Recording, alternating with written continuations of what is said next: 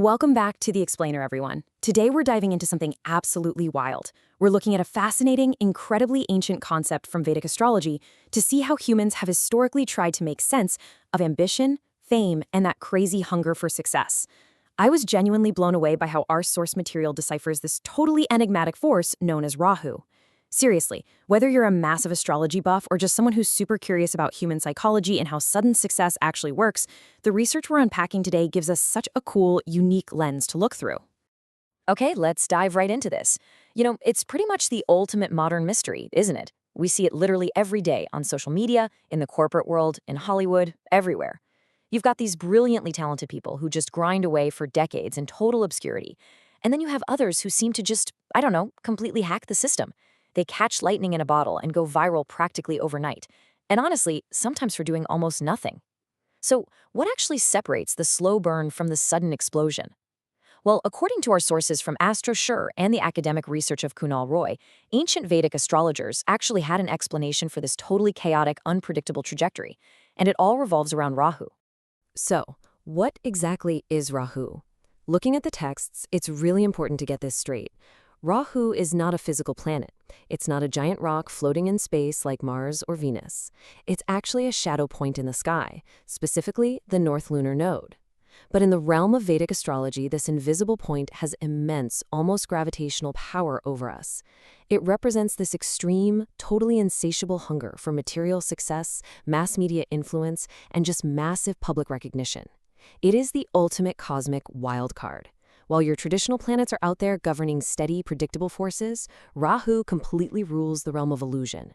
It loves breaking the rules and grabbing success through super unconventional, sometimes even shocking ways. But to really wrap our heads around this energy, we've got to look at how it was born. The academic texts outline this incredibly dramatic origin story straight from the ancient Puranas. It all starts with the cosmic milk ocean. Now, the Devas and Asuras actually teamed up, which is rare, to extract this legendary nectar of immortality. But, as you might guess, chaos broke out. An Asura named Swarvahanu actually disguised himself as a Deva just so he could sneak a quick sip of the divine nectar. But right as he was drinking it, the sun and the moon saw right through his disguise and called him out. Instantly, Lord Vishnu stepped in and beheaded Swarvahanu with his divine discus. Here's the catch, though. Because the nectar had already reached his throat, he didn't die. Instead, he was literally split right down the middle. The immortal severed head became Rahu, and the headless torso became Ketu. And forever after, they were stuck in the sky, forming this 180-degree karmic axis, basically spending eternity chasing the sun and the moon to exact their revenge by causing eclipses. Wild, right? What I found absolutely fascinating in Kunal Roy's research paper is how he takes this ancient myth and uses it to explain everyday human behavior. Because Rahu is quite literally just a head without a stomach, it represents an appetite that can never ever be satisfied. It's the ultimate symbol of an insatiable thirst for material success, triumph, and popularity. And because of the deceptive way it was born in the myth, the paths Rahu takes to get to the top are almost always crooked, rule-breaking, and entirely outside the box. Now, what's really interesting about this slide is the sheer contrast. Our Astrology source lays out this fascinating comparison between Rahu and the traditional forces we usually associate with making it big. Think about it. If you want steady, rock-solid recognition earned through integrity, you're looking at the sun. If you're building a legacy through sheer patience and decades of hard work, well, that's Saturn's territory. And Jupiter? That's fame rooted in deep wisdom. But Rahu? Rahu is the exact opposite of all of that. Rahu's brand of fame is fast, it's flashy, it's incredibly dramatic. It thrives on shortcuts and shock value. It doesn't want to spend 30 years slowly building a reputation. It wants to shatter an industry or become a massive viral sensation by tomorrow morning.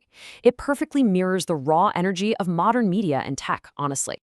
To really ground this concept, Kunal Roy's paper takes a neutral look at how ancient astrologers interpreted the charts of actual historical figures. It's super revealing. For example, he points out that Adolf Hitler had Rahu placed in the 10th house, the house of career and leadership. And the astrological framework connects that specific placement to a massive, sudden rise to power that's heavily rooted in deception. Then, on a completely different spectrum, you look at Mahatma Gandhi, who had Rahu in the 7th house. According to the texts, this created profound, really unexpected challenges in partnerships and marriage. And then you have Albert Einstein with Rahu in the 5th house of intellect. The system credits that exact placement for his totally out-of-the-box creative genius that basically broke all the conventional rules of science at the time. Seeing the sheer diversity of these outcomes really highlights just how potent and unpredictable this shadow energy is supposed to be. Astro sure explains that wherever Rahu happens to sit in a birth chart, it acts kind of like a giant spotlight. If it's in the first house, it gives you this incredibly magnetic, completely unique presence. Like, people just literally cannot look away from you. In the fifth house, it fuels fame through art, entertainment, or even crazy speculation. The 10th house, that's where you see those massive, rule-breaking career breakthroughs. But it's the 11th house placement that I think is absolutely the most relevant to our highly connected digital world right now, because it governs mass popularity and these sprawling social networks. Let's move to the next slide and see how this all builds together. So the 11th house is known as the house of gains. Astrologer Harshit Tyagi points out that this sector of the chart is incredibly pivotal. It's called an upachaya house, which basically means that things placed here actually grow and multiply over time. And it's driven entirely by desires. We're talking about your income, your profits, your massive social circles, and the fulfillment of your highest life aspirations. Now think about this. When you take Rahu, this phantom entity of insatiable hunger and extreme amplification, and you drop it straight into the house of gains and desires, the results are explosive. It acts as this massive cosmic amplifier for worldly achievements. But what does this actually feel like for a real human being living with it today? Well, we pulled this exact quote from a really fascinating discussion board on Reddit, where people with this specific chart placement were just swapping life stories. One user wrote, "Making friends was always easy for me. Popularity too. The downside is that it attracts some wicked people." And honestly, that hits the nail on the head. It beautifully grounds all these ancient, esoteric rules we've been talking about into a deeply relatable modern emotion. The cosmic promise of being popular, it absolutely delivers. But the shadow side of Rahu, yeah, that shows up right alongside it. And that quote brilliantly captures the synthesized lived experience we saw across that entire Reddit thread. People with Rahu in their 11th house frequently talk about experiencing these crazy, rapid gains, usually by connecting with massive audiences or foreign clients, which makes total sense given Rahu's border-crossing, rule-breaking nature. They naturally attract really quirky, out-of-the-box people. But, and this is a big but, the illusion of Rahu strikes hard here. Almost all of these individuals report dealing with constant gossip, intense jealousy, and devastating betrayals from people they genuinely thought were friends. A lot of them noted that as they get older, they actually experience this profound shift. They move away from those huge networks and drift toward total detachment. Because they eventually realize that having 10,000 followers doesn't mean you have even one person to help you move a couch. It is literally the astrological definition of "it's lonely at the top." And to make things even more complex, the academic sources remind us that Rahu very rarely operates on its own. Its chaotic energy gets heavily morphed by whichever planets it's sharing space with. For instance, if Rahu conjoins the sun, the text says it creates this intense, driving love for power and ego, which often ends up severely straining relationships with authority figures. If it teams up with Mars, it brings out fierce aggression, but that can actually translate into massive military or competitive success. But when Rahu collides with Jupiter, the planet of profound wisdom, it triggers something called Guru Chandal Dosh. This is where an individual's spiritual wisdom tragically gets completely clouded by intense, unwanted materialistic thoughts. The shadow literally eclipses the light. So the crucial point is, how in the world do you actually manage this energy? I mean, if Rahu is this insatiable, headless entity pushing us toward fast, illusionary success, are we just totally at its mercy? The good news is, no. The sources across the board are super clear on this. Rahu is not a curse. It's a karmic test, and there are very specific, concrete ways to master this illusion rather than letting it consume you. The texts actually offer us a pretty solid game plan for harmonizing Rahu's wild energy. First and foremost, you have to stay grounded and strictly avoid taking shortcuts.